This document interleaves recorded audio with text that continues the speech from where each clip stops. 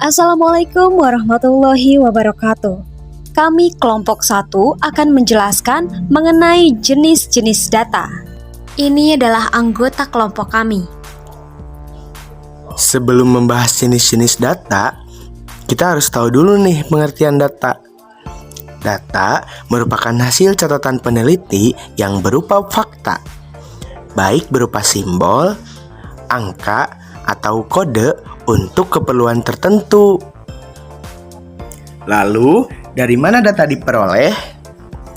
Data diperoleh dari hasil penelitian terhadap populasi atau sampel. Populasi adalah keseluruhan dari subjek penelitian, sedangkan sampel merupakan sebagian dari jumlah populasi.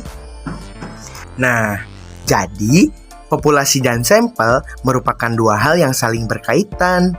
Melalui sampel, seseorang dapat mengetahui karakter dari sebuah populasi. Misalnya, ketika ingin meneliti karakter 100 orang dalam belajar, maka peneliti hanya cukup mengambil sejumlah sampel dari 100 orang tadi. Ada dua teknik pengambilan sampel. Yang pertama, teknik probability sampling. Teknik ini diambil secara acak. Yang kedua, teknik non-probability sampling. Teknik ini mengambil sampel dengan tidak acak. Probability sampling mempunyai 4 cara. Yang pertama, simple random sampling. Teknik ini dilakukan secara acak, baik melalui pengundian atau pendekatan bilangan acak. Kelebihannya yaitu tidak ada kecenderungan antar anggota populasi, namun rendahnya jaminan apakah representatif atau tidak. Yang kedua, systematic random sampling. Teknik ini memilih sampel awal secara acak, namun selanjutnya ada pola tertentu. Yang ketiga, stratified random sampling. Teknik ini menetapkan pengelompokan dengan anggota populasi melalui kelompok tingkatan tertentu. Contohnya, anggota populasi perempuan dengan perempuan, laki-laki dengan laki-laki.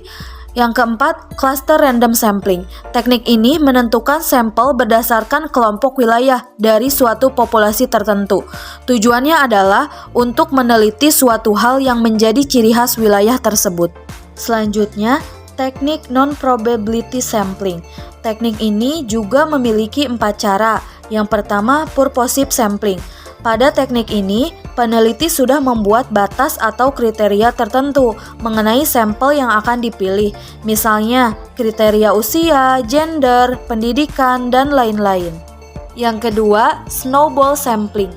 Teknik ini, peneliti bisa meminta informasi dari sampel pertama untuk mendapatkan sampel berikutnya. Biasanya, teknik ini digunakan untuk yang bersifat sensitif, seperti penderita HIV, kekerasan seksual, dan lain-lain. Yang ketiga, accidental sampling. Pada teknik ini, peneliti mengambil sampel secara kebetulan. Misalnya, akan meneliti di pasar, maka orang yang akan dijadikan sampel dipilih secara acak. Yang terakhir, kuota sampling. Pada teknik ini, peneliti sudah menentukan jumlah atau kuota dari sampel yang akan diambil. Bagaimana sih caranya menentukan sampel dari populasi? Nah, cara yang pertama yaitu menggunakan rumus Lovin. Rumus ini dapat digunakan jika jumlah populasi sudah diketahui. Rumusnya adalah N sama dengan N dibagi 1 ditambah N kali error kuadrat, di mana N kecil adalah jumlah sampel minimal, dan N kapital adalah jumlah populasi. Di sini ada contoh soal dari rumus Lovin. Asep memiliki 1000 orang dalam populasi. Margin of error-nya adalah 5%. Maka berapakah sampelnya? Pertama kita tulis dulu rumusnya ya. Oh iya, margin of error adalah persentase kesalahan yang mungkin terjadi. Jangan lupa ubah dulu 5%-nya ke dalam desimal. Lalu tinggal masukkan saja angkanya ke dalam rumus Lovin. Maka dihasilkan 286 orang yang dijadikan sampel. Cara kedua dapat dilihat pada tabel Isaac and Michael. Misalnya, ada 100 orang dalam populasi. Jika error marginnya 1%, maka sampelnya adalah 87 orang. Jika error marginnya 5%, maka sampelnya adalah 78 orang. Dan jika error marginnya 10%, maka sampelnya 73 orang. Cara ketiga juga dapat dilihat dari tabel Morgan and Creasy. Jika populasi 15 orang, maka sampelnya adalah 14 orang. Begitupun seterusnya. Cara ini tidak menggunakan error margin. Sekarang kita masuk ke jenis-jenis data. Ada apa aja ya? Berdasarkan jenis perolehannya, data dibagi menjadi dua jenis. Pertama, data primer. Data ini diambil secara langsung kepada objek peneliti. Misalnya, mewawancarai atau memberi kuesioner pada objek. Kedua, data sekunder. Data yang didapat tidak diambil secara langsung pada objek peneliti, namun didapatkan dari pihak lain. Contohnya, data dari kepolisian atau dari Badan Pusat Statistik. Berdasarkan sumber data. Pertama, data internal. Data internal menggambarkan situasi dan kondisi di dalam organisasi. Misalnya, data keuangan. Kedua, data eksternal. Data eksternal merupakan kebalikan dari data internal. Jika data internal di dalam organisasi, maka data eksternal di luar organisasi. Misalnya, data pelanggan atau data konsumen yang menggunakan produk tersebut. Selanjutnya, jenis data berdasarkan waktu pengumpulannya. Ada data cross-section. Data ini khusus untuk waktu tertentu. Contohnya, laporan keuangan pada tanggal 31 Desember.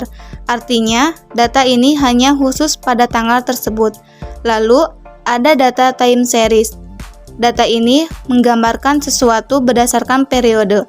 Contohnya, data pertumbuhan penduduk periode 2019-2021. Berdasarkan jenisnya, data dibagi menjadi dua. Pertama adalah data kuantitatif. Data kuantitatif merupakan data yang berbentuk angka, misalnya tinggi badan dan berat badan. Tentu tinggi badan akan berupa angka, contohnya seperti 160, 150. Dalam data kuantitatif dibagi lagi menjadi dua. Pertama, data diskrit. Data ini merupakan data hasil dari menghitung. Angkanya pun selalu bulat. Contohnya adalah anggota keluarga. Jumlahnya pasti akan selalu bulat. Tidak mungkin ada anggota keluarga yang 5,5 orang. Selanjutnya adalah data kontinu. Data ini merupakan hasil dari mengukur. Angkanya dapat bulat ataupun dapat pecahan. Contohnya adalah tinggi pohon. Bisa 200,5 cm. Data yang kedua adalah data kualitatif. Data kualitatif tidak berupa angka. Misalnya jenis kelamin, data judul buku, atau tingkat kepuasan pelanggan. Data yang kita miliki dapat diukur secara langsung maupun tidak langsung. Nah, agar bisa diukur, ada 4 skala pengukuran pada data, yaitu nominal, ordinal, interval, dan rasio. Kita mulai dari skala nominal. Skala nominal ditujukan untuk pengelompokan objek. Misalnya, pengubahan dari data kualitatif jenis kelamin. Di sini ada perempuan dan laki-laki. Perempuan dinotasikan dengan 1 dan laki-laki dinotasikan dengan 2. Bisa juga dibalik antara laki-laki dan perempuan, karena kedudukannya setara. Data nominal tidak bisa dilakukan operasi matematis. Contohnya 1 ditambah 2 sama dengan laki-laki dan perempuan. Tentu itu tidak benar. Skala yang kedua adalah skala ordinal. Skala ini digunakan untuk pengelompokan objek, namun juga ada tingkatannya. Contohnya, tingkat kepuasan pelanggan dalam e-commerce. Di sini ada sangat setuju yang diubah menjadi poin 4 dan setuju jadi poin 3 dan seterusnya.